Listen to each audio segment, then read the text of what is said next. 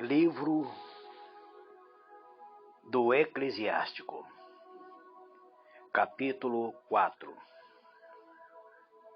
Meu filho, não negue esmola ao pobre, nem dele desvie os teus olhos. Não despreze o que tem fome, não irrites o pobre em sua indulgência. Não aflige o coração do infeliz. Não recuse tua esmola àquele que está na miséria. Não rejeites o pedido do aflito. Não desvie o rosto do pobre. Não desvie os olhos do indigente, para que ele não se zangue. Aos que pede, não deis motivo de vos amaldiçoares pelas costas, pois será atendido a impregação daquele que te amaldiçoa na amargura de sua alma. Aquele que o criou o atenderá. Torna-te afável na assembleia dos pobres. Humilha tua alma diante de um ancião. Curva a cabeça diante de um poderoso. Dá ouvido aos pobres de boa vontade. Paga a tua dívida. Dá-lhe com doçura uma resposta apaziguadora. Liberta da casa do orgulho aquele que sofre injustiça. Quando fizeres um julgamento, não o faça com azedume. Sê misericordioso com os órfãos, como um pai, e sê como um marido para a mãe deles. E serão como um filho obediente do Altíssimo, que mais do que uma mãe terá compaixão de ti. A sabedoria inspira a vida aos filhos. Ela toma sob a sua proteção aqueles que a procuram. Ela os precede no caminho da justiça. Aquele que ama a vida. Aquele que velam para encontrá-lo sentirão sua doçura. Aqueles que possuem terão vida como herança, e Deus abençoará todo lugar onde ele entrar. Aquele que a serve serão obedientes ao Senhor. Aquele que amam serão amados por Deus. Aquele que ouve julgará as nações. Aquele que é atento em contemplá-lo permanecerá seguro. Quem nela pôs sua confiança, tê-la-á como herança, a sua posteridade o possuirá. Pois na provação ela anda com ele e escolhe-o em primeiro lugar. Ela traz-lhe o temor, o pavor e a aprovação. Ela o atormenta com sua penosa disciplina, até que, tendo experimentado nos seus pensamentos, ela possa confiar nele. Então ela, a porta firme, voltará a ele em linha reta. Ela acumula de alegria, desvenda-lhe seus segredos, e enriquece com tesouro da ciência, de inteligência e de justiça. Porém, se ele se transviar, ela o abandonará e o entregará às mãos dos seus inimigos. Meu filho, aproveita-te do tempo, evita o mal, para o bem de tua alma.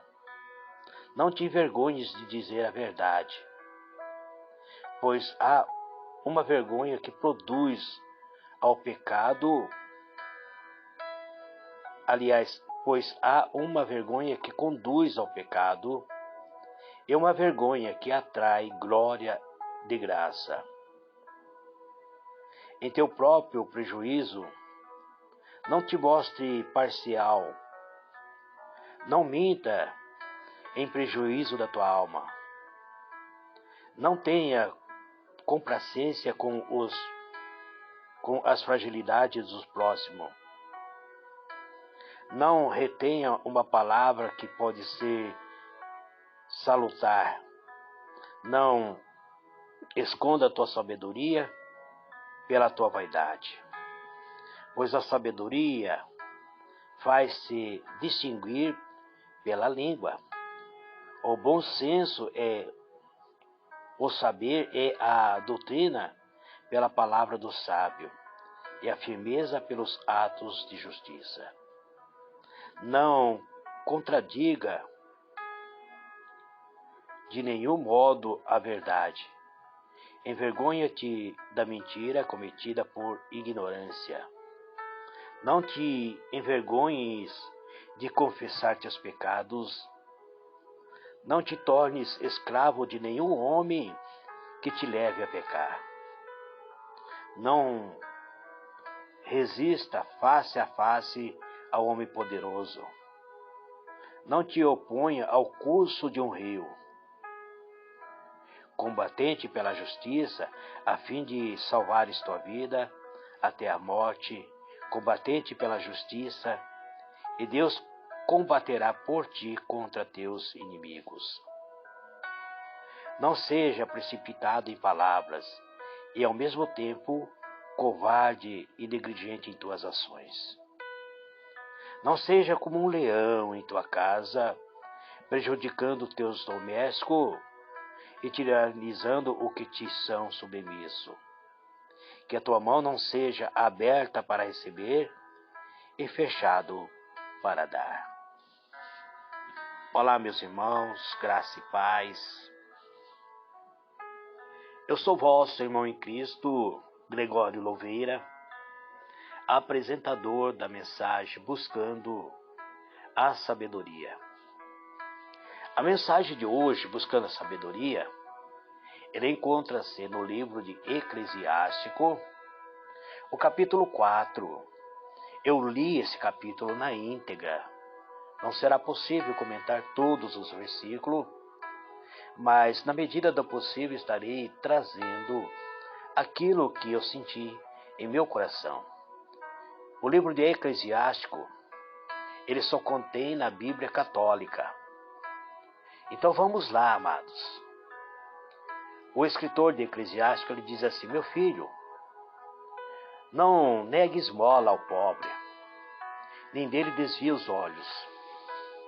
Ele está chamando a cada um de nós a sermos benevolentes, a usarmos de misericórdia com aqueles que necessitam, a sermos pessoas de mãos abertas, a não usarmos muitas vezes daquilo que as pessoas dizem ser mesquinho. Não, ele pede para nós não desprezarmos aqueles que têm fome. Ele pede para nós ajudarmos a alimentar aqueles que passam por necessidade. Ele diz que não devemos irritar o pobre em sua pobreza, que não devemos afligir o coração do infeliz, não devemos recusar o auxílio para aqueles que estão passando pela miséria. Muitas vezes o cristão fala tanto em amor, em auxiliar o próximo, mas quando tem a possibilidade de auxiliar aqueles que estão passando por calamidade, por miséria, muitas vezes simplesmente fecham seus olhos. Acham que os problemas dos outros não são seus problemas, acaba rejeitando o pedido do aflito, acaba desviando o rosto daqueles que estão passando pela pobreza. E é isso que o versículo 4 diz: não rejeite o pedido do aflito, não desvie o rosto do pobre. Ele diz que não devemos desviar os olhos daqueles que são indigentes, que indigentes são aqueles que estão abaixo da linha da pobreza, para que essa pessoa não se zangue. Não devemos deixar de auxiliar aqueles que muitas vezes estão passando abaixo da linha da pobreza. para que eles muitas vezes não se zanguem e acabem nos amaldiçoando, e que a maldição deles acaba pegando em nós. O escritor diz que a maldição deles pode ser atendida, porque vem de um coração amargurado, de uma alma totalmente aniquilada, destruído. E porque Deus criou essas pessoas e Deus muitas vezes atende o pedido dessas pessoas. É isso que está no versículo 6. Então, ele passa a dizer no versículo 8, aliás, que devemos ouvir o pobre de boa vontade, que devemos pagar as nossas dívidas, mas também temos que ter uma resposta apaziguadora, usar palavras de doçura para auxiliar essas pessoas necessitadas. Devemos libertar da casa do orgulho aqueles que sofrem injustiça. Muitas vezes as pessoas sofrem injustiça e nós não temos uma palavra para auxiliar, não temos, muitas vezes, uma simples palavra pode libertar essas pessoas do seu sofrimento. E quando muitas vezes fazemos julgamento, que não venhamos fazer com o coração amargo, cheio de rancor, cheio de, muitas vezes, de julgamento precipitado. É isso que está no versículo 9. E no versículo 10 diz que devemos ser misericordiosos com aqueles que são órfãos, que aqueles que não têm pai. Devemos ser como um marido para a mãe dessas pessoas, ou seja, temos que agir como um pai, auxiliar essas pessoas, com a intenção como se fôssemos um verdadeiro pai, não com segundas intenções. Devemos que essas pessoas acabarão nos ouvindo, serão como um filho para nós, serão obedientes, agirão de uma maneira agradável diante do Altíssimo. Que devemos que também buscar a sabedoria. No versículo 12 diz: a sabedoria, ela inspira a vida aos filhos, ela toma sob a sua proteção aqueles que procuram, e ela procede no caminho da justiça. Aí ele passa a falar somente da sabedoria. Ele diz que aquele que tem a sabedoria, aquele que ama a sabedoria, ele ama a vida. Aquele que vela pela sabedoria irá encontrar, sentirão a sua doçura, passarão a ter uma vida, irão possuir a vida, terão vida como herança. Aqueles que têm a sabedoria, Deus abençoará. Todo lugar onde ele entrar, ele será abençoado. Está no versículo 14. E diz no versículo 15 que aqueles que servem a sabedoria serão obedientes ao santo, aquele que a ama serão amados por Deus.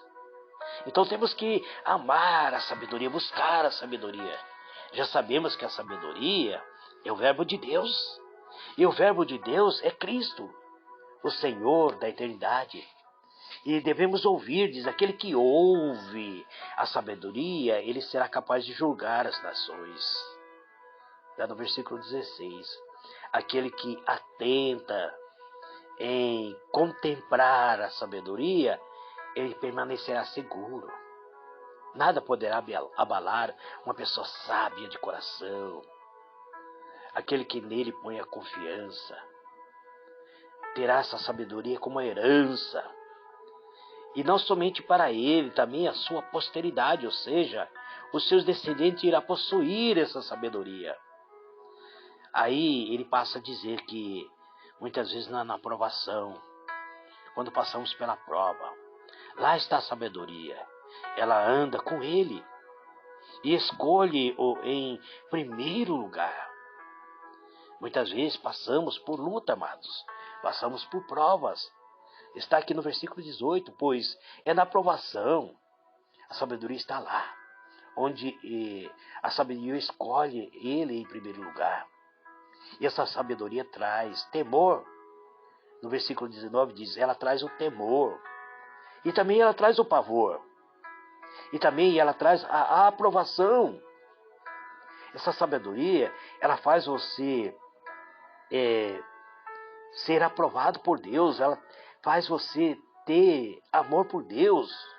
E muitas vezes ter o pavor para não pecar contra Deus. Essa sabedoria, ela atormenta com sua penosa disciplina. Ela muitas vezes traz disciplina aos nossos corações. Muitas vezes quando passamos por algumas lutas, algum momento difícil da vida, é porque estamos enfrentando muitas vezes as tormentas da disciplina, até que chegamos a ser experimentado e os próprios nossos pensamentos vier a confiar no eterno. Então, essa sabedoria, ela porá firme em cada um de nós, ela se firmará em nós. Ela fará com que nós possamos prosseguir em linha reta. Ela acumula de alegria a nossa alma. Irá desvendar os próprios segredos de Deus para cada um de nós. Quando a sabedoria desvenda o segredo, ele enriquece a nossa alma com os tesouros da própria ciência. Ciências são revelações. Ela nos dá inteligência. Ela nos leva à própria justiça. É o versículo 21. Mas aqui no versículo 22 diz: se nós desviarmos, essa sabedoria vai nos abandonar. Essa sabedoria vai nos entregar às mãos dos nossos inimigos. E o versículo 23 diz que devemos aproveitar do tempo para evitar o mal. Vivemos para o bem da nossa alma. Não devemos ter vergonha de dizer a verdade. Muitas pessoas têm vergonha de falar a verdade. Eu não posso falar isso porque estarei ofendendo as pessoas se eu falar a verdade. Dirão que eu sou muito chato. Que venha te chamar de chato, mas que seja verdadeiro. Que você seja transparente, meu irmão, minha irmã. Aí ele diz que existe alguma vergonha que conduz ao pecado, né? E uma vergonha que te atrai a glória e a graça. Muitas vezes você pode ficar com vergonha de dizer a verdade e você acaba pecando. Mas existe aquela vergonha que te atrai glória e graça. Eu vou passar vergonha se eu falar a verdade. Fala a verdade, mas ela vai te trazer glória, vai te trazer graça. Em teu próprio prejuízo, está no versículo 26. Não te mostre parcial. Não minta em prejuízo da tua alma. Porque quando você mente, meu irmão, quando você mente, minha irmã, você está trazendo juízo sobre a sua alma. Você está prejudicando a sua alma. Você está condenando a sua alma a tormento. Ele diz no versículo 27 que não devemos ter complacência com a fragilidade do próximo. E que não devemos reter uma palavra que pode solucionar os problemas de outras pessoas. Que não devemos ficar calado quando podemos ter uma palavra que possa trazer solução para os problemas de outras pessoas. Que não devemos esconder a sabedoria. Eu não vou falar porque se eu me manter calado, eu posso ser considerado sábio, e essa seria uma vaidade, pois a sabedoria faz distinguir pela língua, diz ele. Quer dizer, você precisa pronunciar, você precisa usar a sua boca para mostrar, para exaltar essa sabedoria. Porque o bom senso, o saber e a doutrina, ela vem pela palavra do sábio, e a firmeza pelos atos de justiça. Aí ele passa a dizer no versículo 30 que não devemos contradizer de nenhum modo a verdade. Então, quando nós muitas vezes agimos ao contrário daquilo que pregamos, estamos contradizendo a verdade. Aí ele passa a dizer que temos que ter vergonha de sermos mentirosos, porque envergonha te dá a mentira, diz ele, cometida até mesmo por ignorância. E ele diz aí no versículo 31 que não devemos envergonhar de confessar nossos pecados. Não temos que ter vergonha, amados. Se o Espírito Santo nos diz que os nossos atos, as nossas atitudes é um pecado, então devemos confessar esse pecado. Não devemos ter vergonha. Não te tornes escravo de nenhum homem que te leve a pecar, diz ele. Tem tantas pessoas que hoje são levados por pensamentos humanos, por pensamento de outras pessoas. As pessoas se tornaram dono, muitas vezes, da sua própria vida, dizendo que aquilo que você tem que fazer, você se tornou escravo dessas pessoas. E o versículo 32 diz que não devemos resistir face a face ao homem poderoso. Que não devemos, então, muitas vezes querer discutir com as pessoas que são poderosas, que são pessoas que têm capacidade. Tem muitas pessoas que são poderosas, amados. Não devemos opor ao curso do rio. O que está falando? Que quando muitas vezes tentamos mudar pensamento daqueles que são poderosos, é como se nós estivéssemos nadando contra o curso de uma correnteza.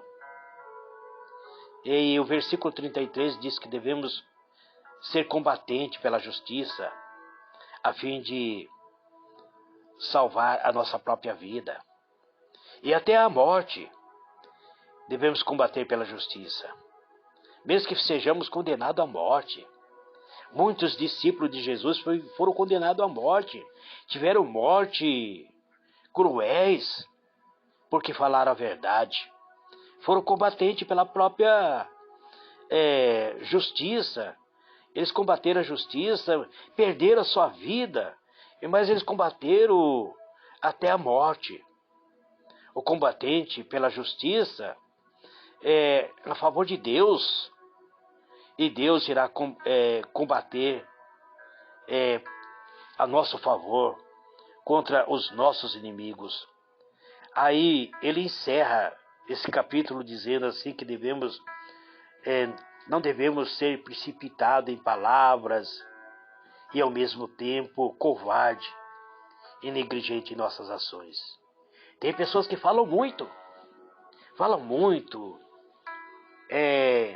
parece que vai agir, tem muito eficácia em suas palavras, mas no momento de agir são covardes, esconde-se, não tem coragem de colocar em ações, são negligentes nas suas ações.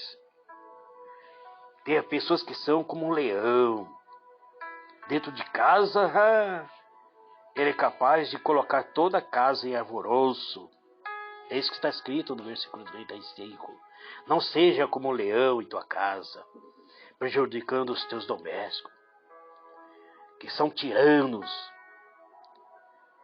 As pessoas têm medo dele, são submissas a ele por medo. Né? E ele, ao encerrar esse capítulo, ele diz que a nossa mão tem que ser aberta. Não devemos ser com a mão aberta simplesmente para receber. Tem pessoas que querem receber tudo na vida, mas na hora de abrir a mão para auxiliar outra pessoa, essas pessoas se fecham. Nunca ele pode ter sobrando as coisas, mas são incapazes de auxiliar o seu próximo. Isso é a palavra de sabedoria de hoje traz, amados. É um alerta para nossas vidas. Eu quero encerrar aqui dizendo que eu fiquei muito feliz em trazer esse comentário de hoje. Eu estou encerrando, amados, porque o meu tempo já se esgotou. Eu tenho que sair agora para pegar o ônibus para trabalhar. Que Deus abençoe a todos. Fiquem na paz. Amém e amém.